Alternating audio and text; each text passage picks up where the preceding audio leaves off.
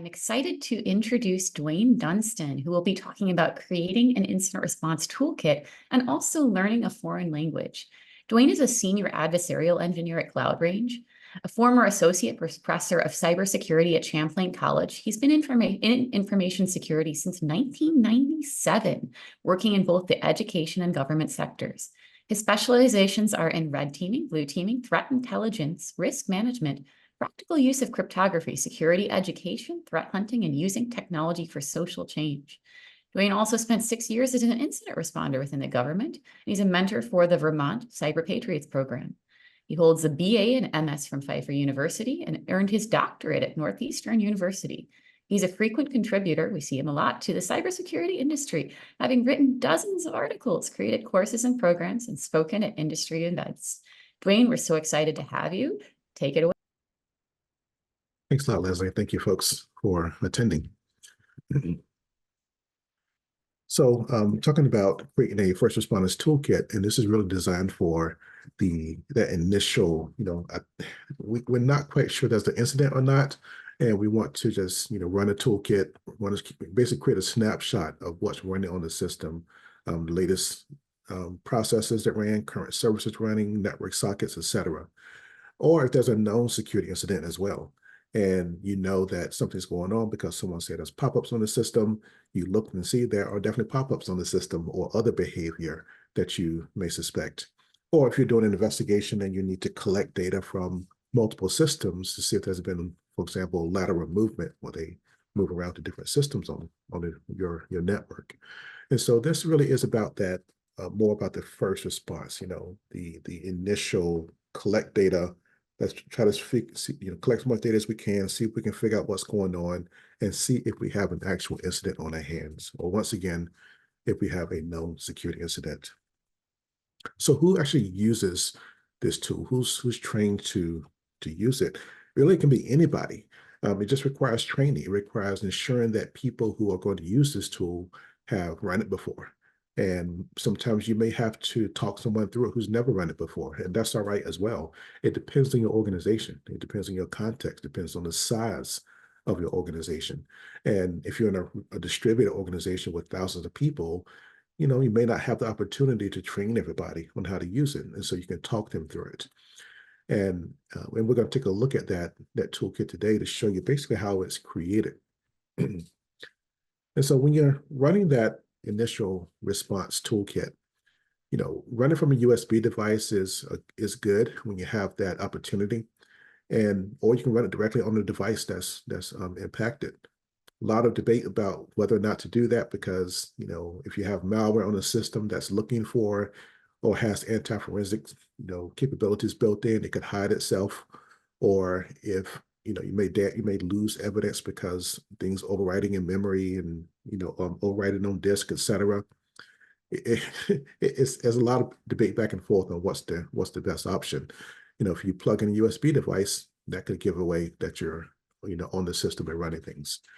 But regardless, having a toolkit is a good first line of response to a potential security incident. So it's going to depend on your context, how you choose to actually deploy it, how you actually choose to run it. Run on a USB device is always a good option. It's not a bad option by any means. But sometimes you may have to run it directly on the device that's affected because USB devices may be disabled, or you may have a kind of an aggressive piece of malware that's causing problems and you can't get to or it won't load via the USB device. I also recommend having a separate local admin account that you use to run the toolkit, because some data you may need to collect as an admin. And by having a separate local admin account, that allows you to provide some audit trails of when this toolkit is used. And you want to be sure that the username for that admin account is discrete, nothing like toolkit user or something like that. Keep the same nomenclature that you use for your username accounts. And also, if you have remote auditing or remote logging enabled, you can create a filter so that if someone runs that user account, you'll know if someone ran the toolkit or someone's doing something on the system they probably shouldn't be doing.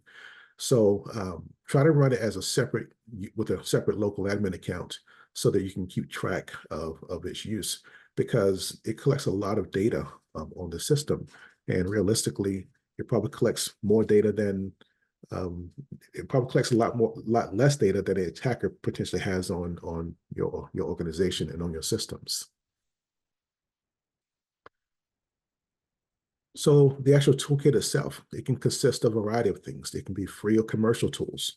And a lot of tools that I like to use are free and freely available, or I write my own tools. One thing I do on a daily basis, or pretty much daily basis, is write malicious code, and then have to go through the system and figure out or find all the evidence of the attack of the malware that I wrote to see what it did on the system, so we can then train our customers. So Nearsoft has a lot of free tools. They've been around for many years, and they're all free, and they all provide detailed information on the various aspects of your system, loaded libraries, scheduled task views, etc. And it also has both the GUI version, and almost all the tools that the author writes has a command line version as well. And in this toolkit, everything has a command line capability, but the GUI tool is there just as well in case you choose to, you want to use that first. And I'll talk about that in just a few minutes. You can also use native binaries. Now, of course, one of the issues with that is if the attacker injects malicious DLLs, they could potentially hide their activity, their behavior. Well, because you're running a suite of tools, it's hoped that you can find evidence of that, based on the analysis and based on, the tools that you use. So you have to be sure that whatever tool you use, you know how to interpret the results. You know how to interpret the output of it. So you want to be sure you read the documentation and that you can interpret that. Of course, with generative AI, that can also help you with interpreting many aspects of the output of tools. So when you're using a native binary, one thing I recommend is to copy that native binary from a clean system, like, get offline, install Windows, whatever versions you run in your organization, and from that CD, create that toolkit. You copy that net.exe to your toolkit directory so that you're running your version of it. And the reason why I suggest you rename it here is so that you're running your version. Because if the attacker changed the path for all users, then you may be running their version of net.exe that's not located under C Windows System 32. It can be located somewhere else. This is where it should be. Now, Windows File Protection does help mitigate some types of attacks that could be bypassed by all means. So when I rename it T_, I know that there's some, pretty certain I'm running only my version from my toolkit. Same thing with third-party tools like from Nearsoft, WinPrefetch, very valuable information here. Of course, this can be cleared by attackers as well. But if you decide to use a tool like this, rename it to something that you use for your standard, nomenclature. Again, this is to ensure that you're running the tool that you downloaded. Now, and this takes some time. It takes a lot of work because you need to understand how these tools work. You need to understand their behavior so that you can separate their behavior from the threat actor's behavior or from the malware's behavior, because you don't want to be, you don't want to go down a rabbit hole. You want to limit those as much as possible during an incident. And one tool you can do to better understand what all these tools do that you run in your system is Process Monitor. Process Monitor provides a lot of details about what a process is doing. And the best part about it is with Process Monitor is that you can you can run prefetch for example. And then you can create a filter so you only see what the WinPrefetch program does. Because by default, when you run Process Monitor, it shows you all processes running on the system, all system calls, register calls, network calls, files open, files closed, libraries loaded, etc. So Process Monitor allows you to create a filter for just WinPrefetch, and then you can examine to see what is it doing on the system, what files does it open, Does it create files? Does it modify registry keys? Does it look at specific registry keys, etc.? So once again, you can separate your tool's behavior from the threat actor's behavior.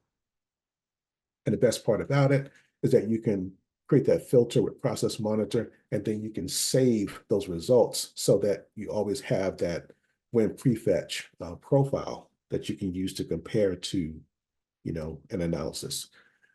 The more you use the tool, the more you test with it, the less likely you're going to have to pull out this profile that you created, because you're going to start to learn how this tool works, its behavior, so that during an incident, you can separate your tool behavior from your threat actor malicious malware's behavior.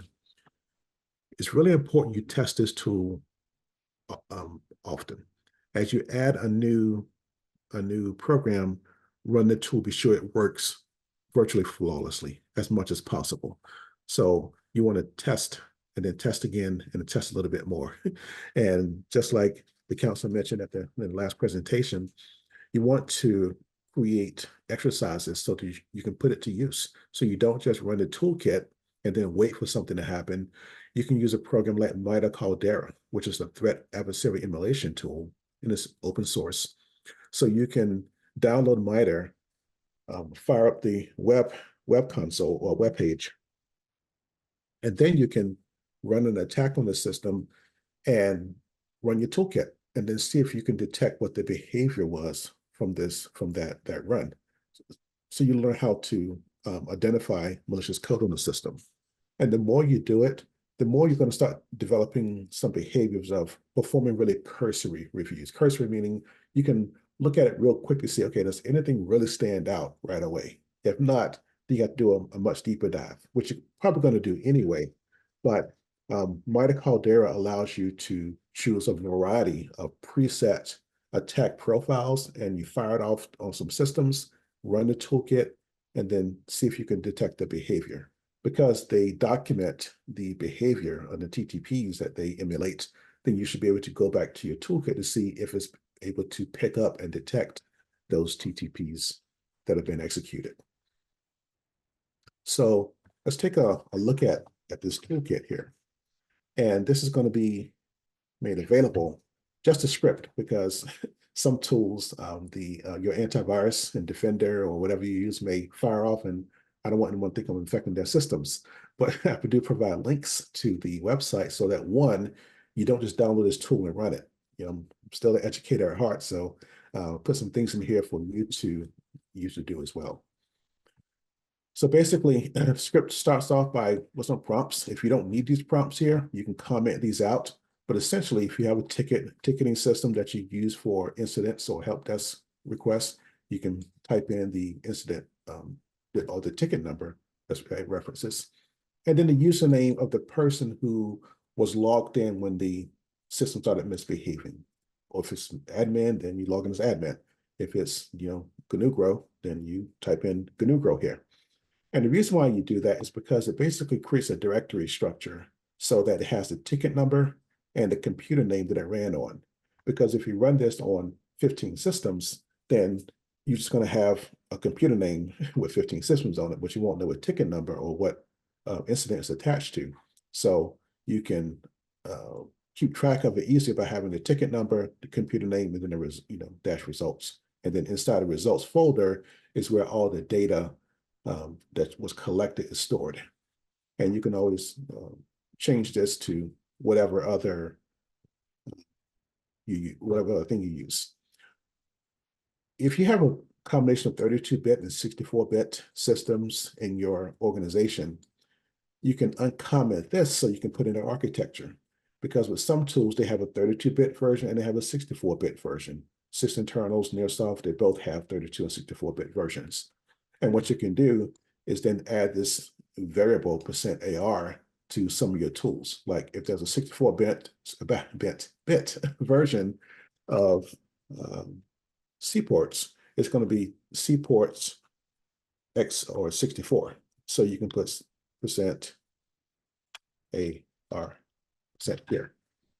Now, what happens is if you don't type in anything here, it's going to run whatever the default version is. But if you have a 64-bit version, and this goes back to how you name your tools as well, then it's going to go TC ports. If you put 64 here, it's going to run TC ports 64. Okay. If you even use that, you may not even use that. Now, I went through and modified the script from how I originally wrote it. Originally, it was a full path, the full command line for everything. It just got hard to read and hard to keep up with. So this is just a standard batch file for Windows. So what I did is just created some functions to make things just a bit easier to read and navigate. So this is a C ports. It runs the current network ports. Correction, it lists the current network sockets on the system open, and this outputs in comma format. This goes back to, let me stop my share. My apologies, folks. Share screen. You see my notepad window here? Okay, sorry about that, folks. My apologies. So here's a toolkit. This is the function that takes in the ticket number for help desk system, the user for the user that was running when the incident occurred, or this is the username for the user that's currently running the system as well. It's like when you run this toolkit, who's the current user logged in? And this is where you can input that. And then it creates this directory structure here based on the ticket number and the username, so that it stores the results with a common structure. So once again, I'm just repeating really quick. If you have 15 systems involved in this incident, you can keep track of all 15 of those systems very easily. All right. And then I have the full path to PowerShell, because Threat Access can copy PowerShell to a different location and then update the path and make you run their version. This is to help ensure I'm running the Windows version. And again, Windows File Protection provides some protection against modifying this. And then here I'm running currently listing all processes first, collecting all network sockets, using capturing Windows prefetch. I'm capturing these first because these are the most volatile. Process listing, net reports, these can change very, very quickly. So I want to capture those right away. And then I start going into order of volatility as much as possible. If you want to collect a memory dump for all toolkit runs, then you can put that here. You can read your memory dump first. This is one of those back and forth type of discussions on which one you should do first, memory dump or net reports collect, or run the rest of your toolkit. I like to collect the volatile stuff as fast as possible, because this memory dump may take a long time depending on how much memory you have in your system. And then collecting other information, DNS. You can also run ipconfig/display DNS if you don't want to run PowerShell commands. But basically what I'm doing here is following this common format, following this format here. And if you have new tools, the main thing is to understand how that tool works. How do you get data from it? And that's what I'm doing here. Pretty much running two tools, native Windows tools, Nearsoft tools, and PowerShell. So that's why the format pretty much looks the same here. And here I'm just redirecting into this file here, but I'm using a function to handle this process for me. And again, I only did this to make my toolkit easier to read and work with. You can type in the full command all on one line and repeat the same thing over and over and over again. It just got too cumbersome to deal with on my end. And then tools to collect browser history, for example. I put some comments in here with these rem. You can just uncomment these and then collect whatever data, because I want, if you decide to download this, I want you to be able to edit this and on your own and run it based on your unique context. That's what's the most important. Run it based on how you would use this and need this. Or you can just use this as a template of how to create that first response toolkit. I'm a big fan of knowing what's going on when the toolkit is running. That's why you see all these echo statements. So when it runs, it's going to echo what it's doing throughout the entirety of this toolkit. So if something goes wrong, I know where the error occurred. Okay. browsing history. It's going to depend on what browsers you use, firewall configs. Some things take a long time to run, such as collecting file handles and listing the DLLs, things of that nature. So I tend to put those last on the list and print to the screen.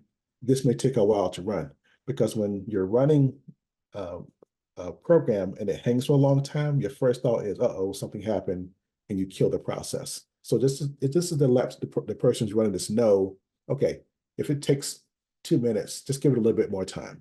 If you know this takes more than 5 minutes, put a message here. This may take up to 5 minutes. This may take up to 10 minutes, etc.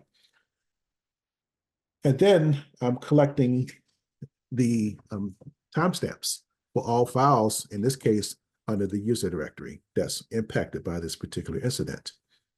Now I can go back in and run this tool on every directory or the entire file system, which is going to collect the MAC time, the modified access creation or C time for all files on the system that it can open and access. I'll talk about this more in just a few minutes. And then collecting browser data. Here I'm using Xcopy, but I have a note here, changes to robocopy. It's a more robust way to copy files on the system. Use whatever tools you're familiar with, use whatever tools works based on your unique context. And then it's going to compress all the results. And then this is a tool I just added in that will run the toolkit.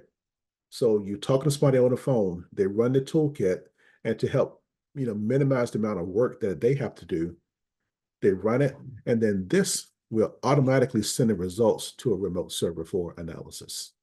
They don't do anything. They just run it, and off they go. And these are some functions that handles running the tools up here, okay? Can you see this folder here on the screen? Cool, all right. So I'm gonna run my little malware here.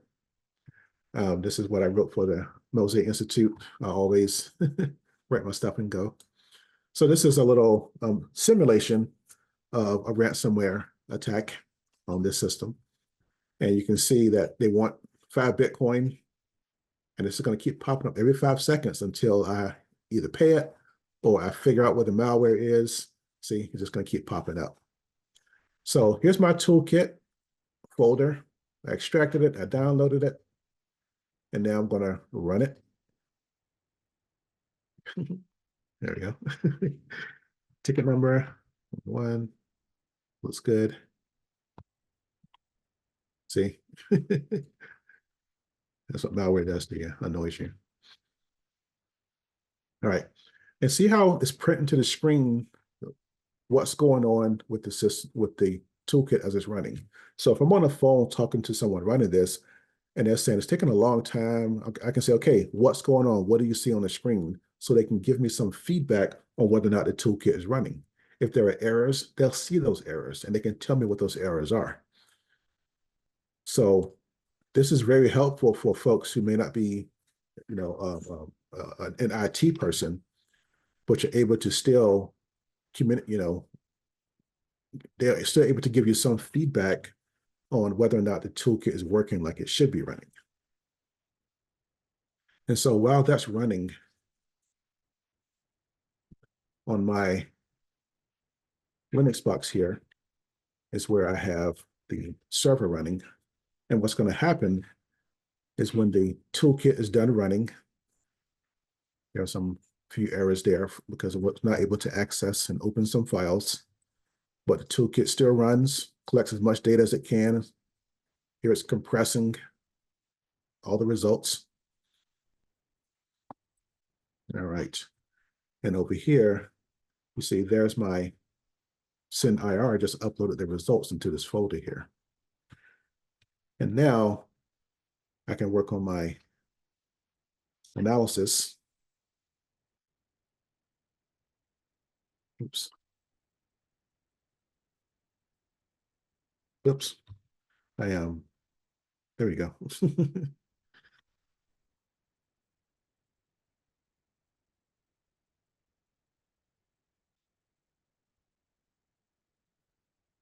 All right. And here are the results. Oops, sorry about that. Here are the results from my toolkit. And just for the sake of brevity and for this demo, I know that I had a VBS script in here. But one thing I like to do is I look at my prefetch to see what ran recently. Now, this is in CSV. I could load this into Excel or any other tool I use to parse CSV files. If you're writing a toolkit, you may want to write tools that can quickly, parse things out. But see, here is the program that just ran, the exe that ran. And you can see the time that it ran, various data, size of the file. You can see the location of the file right here where I ran it from. And now that I have, for example, this, oops, I can do a quick search through all my files to see where else does it show up. So basically, again, for example, I know that this is something suspicious because of the high entropy in the name, very unusual name, file name. I can see it shows up in the body file, shows up in the process listing, which means it's currently running on the system. There's a process ID 8080. I can then use that to search other files for any process using port 8080. For any other processes that may be accessing or using process 8080. There we go. It's a web port, so I'm getting tongue-tied here. And then this is the tool that I modified, and I'll talk about this here. Basically, this creates a timestamp, correction. It collects the MAC information for all files in this directory, in my home directory. So what we're looking at are the permissions, user ID, group ID, MAC time, access time, creation time, etc. And then you can take a tool and you can run it across it to get the data. So let me kill this process here.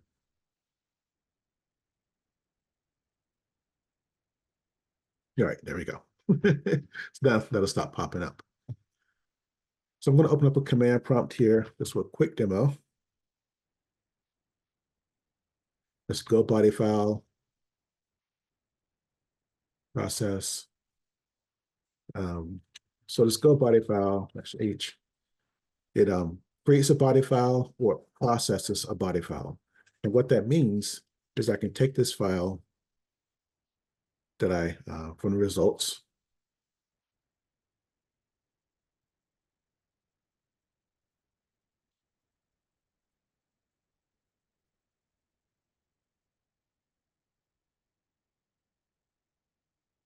basically what it does is creates a timeline of events. Oh, sorry about that. I'll put it.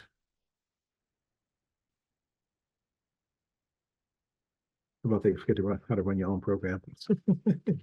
There we go. Test.txt. There we go. All right. Thank you. And so basically what I have here is the MAC information for everything that occurred on this system. So for example, with the file.vbs, see there's the file.vbs file.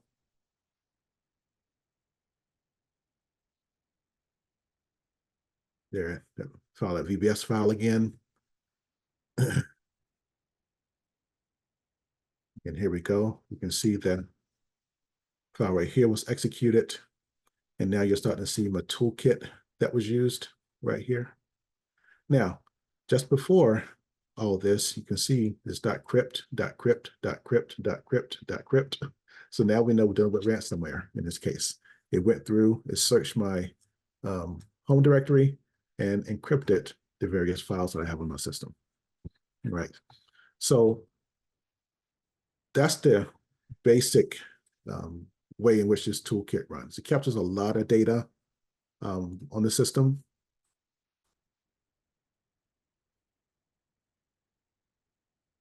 And provides lots and lots of information of various aspects of the system. You can make this as detailed as you want based on your unique context.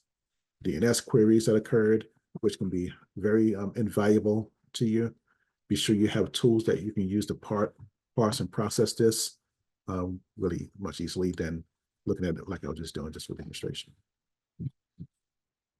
All right. And so the toolkit here is available via GitHub as of today, the world premiere of it, that you can use as a baseline. And again, it has the links to the various programs so that you can download and create those tools, because once again, your AV may alert on it. So you want to be aware of that. GitHub/the Dunston. And then the Go body file. What I did is I modified the timeliner program so that it can create the body file. This is my contribution. And the timeliner is the Go program that was used originally to create the actual timeline format. Okay. All right.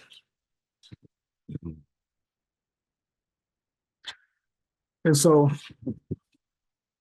transition to acquiring a foreign language, the method that I use for language learning, and it works for some people, it doesn't work for others, but it's called comprehensible input.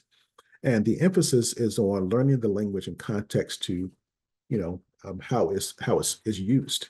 You don't spend a lot of time initially on learning grammar, sentence structure, etc. Because when you think about a child as they're learning to talk, before they learn to read, before they learn sentence structure, they're already able to talk and form sentences without knowing the rules of grammar.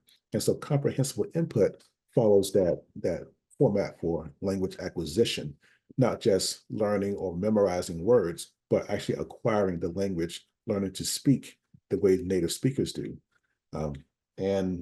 Stephen Krashen has some YouTube videos that explain this concept in much more detail, and there's many videos on how to acquire language using comprehensible input. I'm currently learning Mandarin. I started back in January, and after I finished my doctorate degree last year and I recovered from that, I needed something challenging to do. And I wanted to learn a language, and I wanted to learn something hard that's going to really, really push me, something very different and doesn't have a lot of similarities or cognates similar words as English. And Mandarin is what I settled on because I learned it's one of the hardest languages to learn.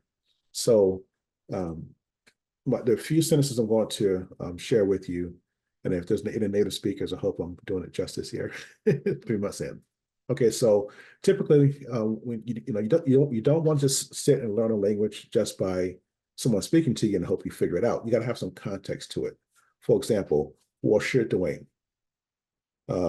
我是40周水. 我喜欢喝咖啡和水. 我不是喝啤酒.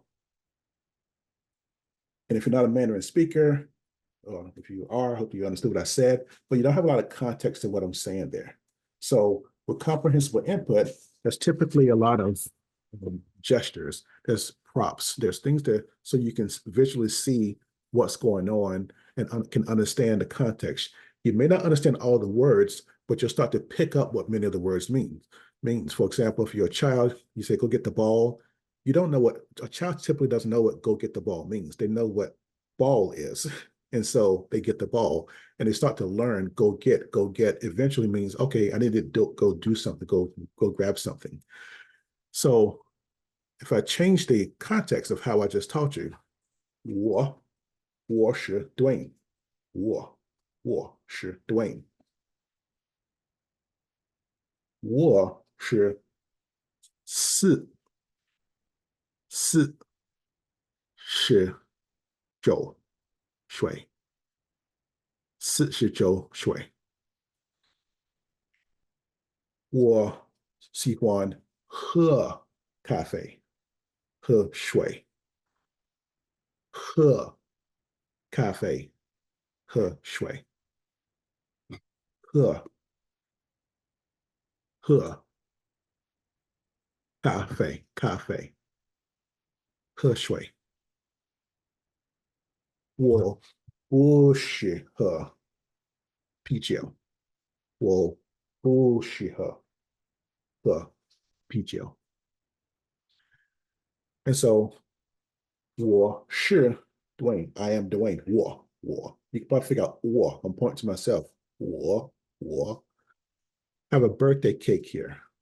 我是四 40 40 四是 4 plus 4 times 10 4 是 Joe.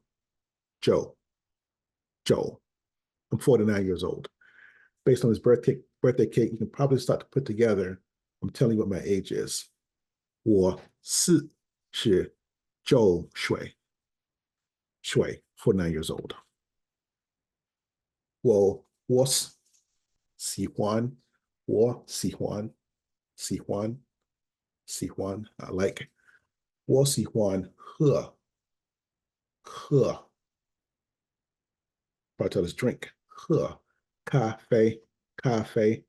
Even if you don't know Mandarin, they say cafe. You can probably figure out they mean coffee. Cafe. It's one of the few cognates in the language where it has a very similar sound to English as it does in Mandarin. Cafe. 喝水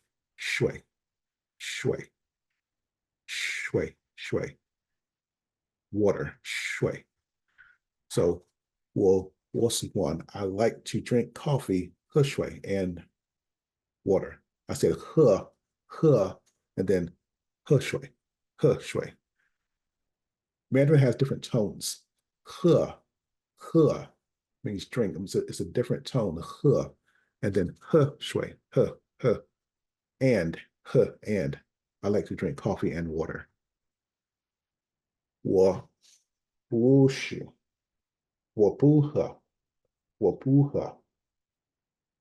喝 This typically means no, I don't. 不喝 I don't drink beer. 我不喝啤酒 beer 啤酒. So comprehensive input, when it's taught well, taught properly, you can learn a lot from it if you have enough information and context to go on. In this case, I'm giving you some context to what I'm saying. With my Mandarin teacher, which I'll explain in a minute, 99% of our conversations in Mandarin. She does a lot of gestures, a lot of props she has available and ready, so that I don't understand every single word, but I can start to pick up on the patterns of the words that she's saying and start to figure out what she's saying and how I can respond to her as well. Other ways to work on acquiring a language is flashcards like Anki. It's a free open source tool, client side and web-based, so you can have repetition, spaced repetition. So once you learn a word really well, you can say, don't show me this for another 2 weeks. If you're struggling with the word, show me again in 10 minutes. And then or once you get it, okay, show me again tomorrow. So the spaced repetition until you start to acquire and it becomes second nature to you. Italki is a platform that has native speakers in various languages. They often have free trials so you can see if their teaching style works for you. A lot of listening and repeating and comprehensible input. A lot of repetition. Lots of respect for teachers who do comprehensible input because it's repetition. Lots and lots of repetition. Mandarin Blueprint has some fun programs. One is pretty pricey, but if you want to learn characters, want to learn a lot of words. They also have a pronunciation course, which is not as expensive as their full Mandarin Blueprint. And they also have a listen and repeat type of program. Andy and Sarah both have programs with a lot of repetition. You listen to what they say and repeat what they say. My teacher is Amber here. I found her through YouTube. They have a website channel, blah, blah Chinese, which is very interesting. And they have a lot of super beginner series and absolute beginner. Super beginner, you're just starting. Absolute beginner, once again, you just step above the super beginner. She has a really good series called Love Story in a Cafe. And she has one of the best examples I've ever seen of of this, where she has three sentences. She says it like I did at the beginning of my presentation. And then she just goes over those three sentences repeatedly over and over and over and over again. So that during the entire video, you're hearing it over and over. And then it's about 30 videos. And at the end of every video, she repeats a story from the previous videos. So by the time you get to story 30, you've heard that same story over and over and over and over and over again. There's a lot of repetition. If you like a more traditional way, Vika, she has a website, Instagram, but also a website that I have on my slides here that teaches a more traditional method that you may be used to of learning sentence structure and grammar, things of that nature. And Victory Chinese is her website, along with her other teachers, where you can have one-on-one conversations to learn Mandarin. So comprehensive input, lots of repetition to really help you acquire the language in depth. And then you can also go with the traditional methods of learning as well. And if you have any questions, feel free to reach out to me via email or I'm Gunupro, not on Twitter much, but you can find me on LinkedIn or you can send me an email directly. Happy to take any questions anybody has.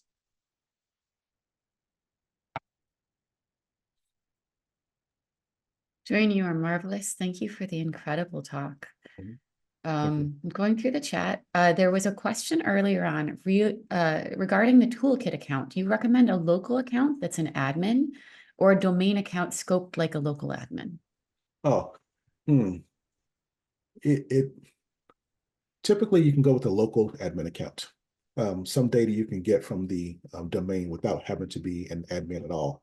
And most of the programs run as the user logged in, which hopefully is a normal user, but typically just a local account is sufficient. And then you can go back in as necessary to get additional information with the higher level privileges. Thank you so much. We really appreciate you being here. That was fascinating. And doing the Chinese on the fly is just a daring demo move. So yes, wonderful job. Thank you for joining us today and donating some of your time to helping people learn. Leslie, thanks for providing this opportunity and for sharing. I appreciate it.